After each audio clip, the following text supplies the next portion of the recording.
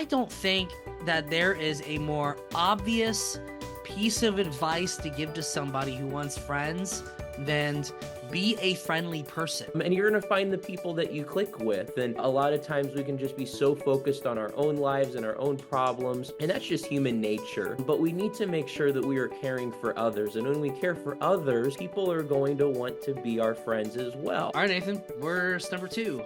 Yeah, absolutely. So staying in Proverbs 27 here, I really like verse number 10 as well. And the Bible says, thine own friend and thy father's friend forsake not, neither go into thy brother's house in the day of thy calamity. For better is a neighbor that is near than a brother that is afar off. I feel like the first part of that verse is just very applicable for young people. A lot of times we talk about the generation gap and we talk about a boomer or someone who just doesn't understand me or doesn't understand the culture that we live, and the world has changed so much. And I really appreciate the phrase here, and thy father's friend forsake not. I think there needs to be a renewed humility in our generation. And when I say our generation, I'm talking about young people in general, because we're still young, Kurt, right? Absolutely. But so there needs to be a renewed humility that, you know what, someone who is of the previous generation, someone who has shown care for me, I need to be loyal to that person as well. And especially, we've been talking about social media a lot in here because it's so applicable. A lot of times on social media, there's going to be someone who reaches out to us that we could classify, and I use this term loosely, an evangelist, not someone from the biblical point of view, but someone who is an evangelist for their own cause. And they're reaching out to us and they're trying to be extra friendly, which kind of applies to that first verse that I shared. Be careful of someone who's just out there trying to be extra friendly to recruit you into their cause. Um, Or their but MLM. yes. So there are those people out there. We need to be very, very cautious of those types of people on social media. But there's also those people who are going to try to sow seeds of doubt as well, and try to cause you to doubt the people who have invested in your life. And the people who you have face-to-face relationships with, whether that's your parents or your pastor or some type of a mentor in your life who, I mean, you are spending time with them and they've invested in you, and they love you and they care for you and they know your name. And sometimes it's tempting to forsake a relationship like that for a digital relationship that seems perfect, and this person seems like they're famous and they're popular and they're the people I want to be accepted by.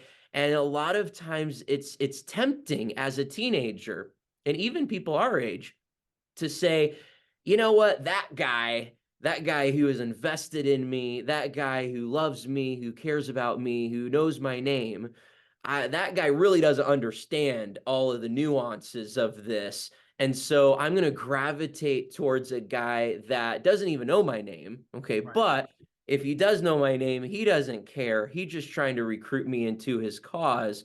And a lot of times we gravitate towards that for some reason. And in turn, we hurt the person who is invested in us, who loves us, who cares for us, who's known us for a decade or more. And we gravitate to someone who is maybe popular on social media, who is that type of an evangelist for their cause. And it's against biblical principle, as we see here. Your friend, don't forsake your friend, because if you have a friend, if you have a good friend, then you need to invest in that relationship. But I find it interesting that the verse says your father's friend too.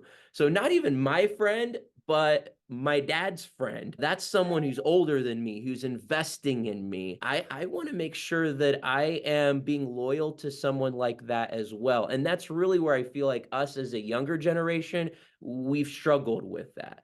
Later on in the verse is a great application as well, that someone who is close to you, someone who's a neighbor, is oftentimes better than a brother because they're here, they're close, they love us, they're taking care of us, and we need to invest in that relationship and be loyal in that relationship as well. I think, Nathan, the two of us are very much in tune to this problem just because, well, we are in the ministry and we are friends with other people who are in the ministry. And we have seen that there are those who try to get us to question or to walk away from the way we've been raised and the way our parents, our pastors, those who have, as you said, invested so much into us. Goodness gracious, we need to respect those who have come before us. Mhm. And were all of them perfect? No. But guess what? We're not either. Yes. And many of them, many of the people who came before us, many of those pastors, many of those leaders, they worked the best with what they had. They did the best that they could. And we should at least respect that. And Mhm. quite frankly, some of them did much better and much greater work with the little that they had than we do with all of the resources that we have. Yeah. What I'm saying is not necessarily in regards to friendships, but at the same, I will say this. I'll say this because you brought it up, not me. These guys who are trying to get you to walk away from your father's friend, as that verse says, those people who are trying to pull you away from that shepherd, I have a message to them. What goes around comes around. Someday, you are going to be that next generation, and there are going to be some young guys telling people that you are not the type of Christian or the type of preacher or the type of leader that you're supposed to be. Be Yeah. careful. Yeah. I don't believe in karma, but at the same time, the Bible makes it pretty clear You reap what you you sow. reap what you sow. So, if you have these people in your life that are trying to be divisive and trying to pull you away from good people, I'd say just cut them out of your life entirely. Yeah. And in fact, my verse, I think that's a good segue here. Proverbs 13:20 is my next verse, and it says, "He that walketh with wise men shall be wise, but a companion of fools shall be destroyed." One of our instructors at West Coast Baptist College, I'll say he used to say, because I'm not there anymore, but I'm sure he still says it. You're the same person that you've always been. The only thing that can change you are the books you read, the movies you watch, and the people that you hang around. Mhm. Those are the three things that have the biggest influence in your life. This verse is saying, hey, if you're going to have friends, you need to be friends with wise people. I don't have a whole lot of commentary on this, but one little phrase that I have preached many times as a pastor, and I think it's very applicable, and it's this: if you are the most spiritual person among your friend group, then you are in the wrong friend group. Mhm. You need to spend time with people who love Jesus more than you, Yeah. because if you're around those type of people, you're going to end up loving Jesus more. Yeah. And I have found that there are a lot of these Christians who they enjoy being around unsaved people so much, and that makes me nervous, Nathan. When I Mhm. see a young Christian who would rather be around their unsaved coworkers than around their saved friends, there is something guaranteed wrong with their spiritual life. You need to want to be around people who are wise, people who love Jesus, because if you're a companion of fools, the verse says, well, you will be destroyed. Yeah, absolutely. It's a very simple verse, Kurt. It's easy to memorize, and I'd encourage even Right. some of the teenagers watching this, memorize this verse. It's so applicable to our lives in every life stage as well. I'd say if there's a teenager watching this, and as we just talked about, someone's reaching out to you online and they're trying to recruit you into, it might be a sinful cause, it might be a worldly cause, and it might just be a cause that's different than how you were raised or the heritage that God has given to you. Then be careful of that. And you need to cut that off and you need to gravitate towards face to face relationships. And this verse talks about that as well. We want to make sure that we are hanging around people who are wise and who can rub off on me a little bit. Like I want to hang around the people who I can learn from, the people Right. who challenge me. the people who make me a better person. And so as we think about our friend group, a lot of times we just hang out with the people who like us. And that's a very low standard for friendship. It should be people who can make me a better Christian. And that's exactly what this verse is talking about. Mm. All right, and I think you have one more verse. So, Proverbs 27:17 is a very popular verse, and I think it's appropriate ending for this. Iron sharpeneth iron, so a man sharpeneth the countenance of his friend. And it goes exactly along with what we just talked about. Iron sharpeneth iron. If you're going to sharpen a knife, you're not going to use butter to sharpen the knife. You're not going to use wood to sharpen the knife. You're going to use something else that is metal to sharpen that knife.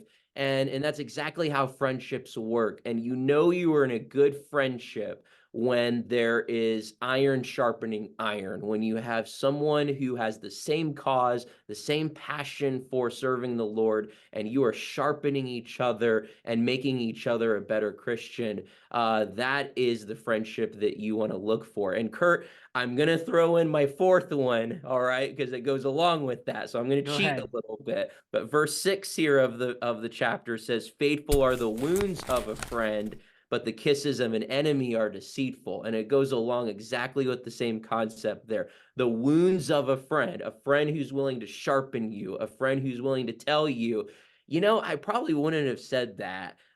Hey, you probably shouldn't have done that. Hey, let's not do that anymore. I feel like that's not pleasing to God.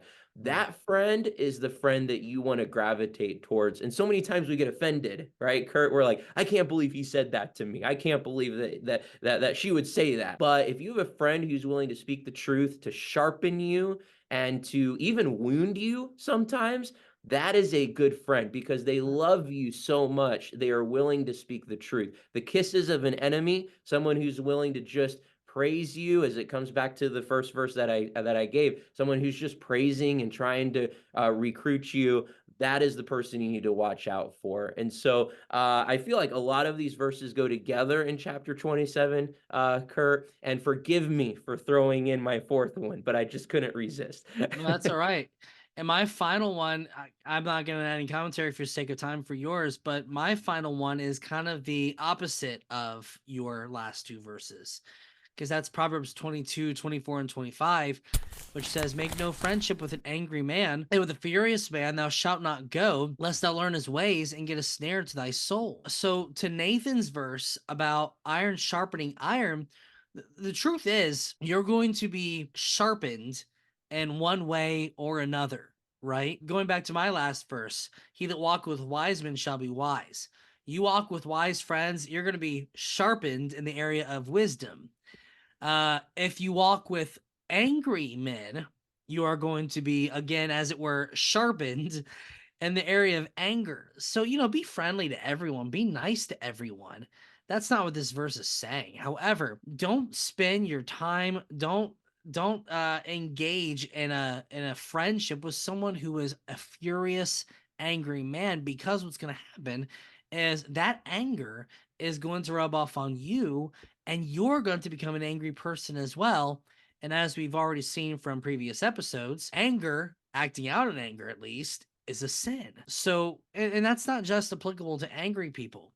If there is somebody with an obvious, a very visible sin in their life, stay away. Don't think to yourself, well, I can be a good influence to that person. I can make them better. Because I forget which minor prophet it was. I think it's Habakkuk. God asks the prophets, if you were to put a good apple with a bunch of bad apples, will the good apple make the bad apples good, or will the good apple become bad? Hmm. And the answer is, well, the corruption is going to seep into the good apple. Yeah.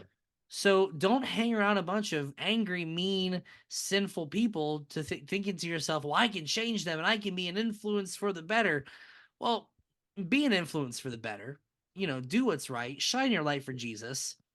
But when it comes to your friendships, hang around people who are godly.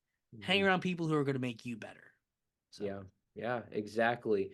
I love the theme that has permeated all of these verses, and to be careful who your friends are. If you want friends, you need to be friendly. And when you do get friends, make sure they're the right kind of friends who are sharpening you and making you wise and giving you the encouragement to serve the Lord in that way. Well, that Nathan, that's about all the time we've got, and I think that we packed a whole lot of good stuff in there today. Hey, it's all Uh, Bible. yeah, it's all Bible. Hey, and listen, if you enjoyed anything you got today, be sure to like and subscribe. I'm sure there's something in here today, at least one piece of advice that was worth a subscription push. That's all I'm saying here. Now, before we close, Nathan, tell everyone where they can find you on the great big beautiful web. Also, you have a book as well. Put a shameless plug in for your book, and I will link that in the comments today. Yeah, absolutely. I was privileged to write a book with Dr. John Getch, and it's called Revival Today, and takes a story from revival history and tells us what happened on that specific day in revival history, and then what God wants to do in our hearts today. And we can be thankful for the ministries of great men of God who have gone before us, and we can learn about that in this book. But we want to see revival in our generation as well, and that's the premise of the book: is what God did then, He can do now. And so I'm excited about that book. It's been a blessing to be able to hear the responses from it. And then I teach here at West Coast Baptist College, and you can find me at wcbc.edu, and any of the information there about classes and anything that we can do to be a blessing to you in your Bible knowledge and growing closer to the Lord. All right. Well, Nathan, thanks for being my guest today. And I think we ended up. If anyone watches this, I think it'll be a help to someone. Yeah, absolutely. All right. I'll talk to y'all next time. See you next week in the next episode.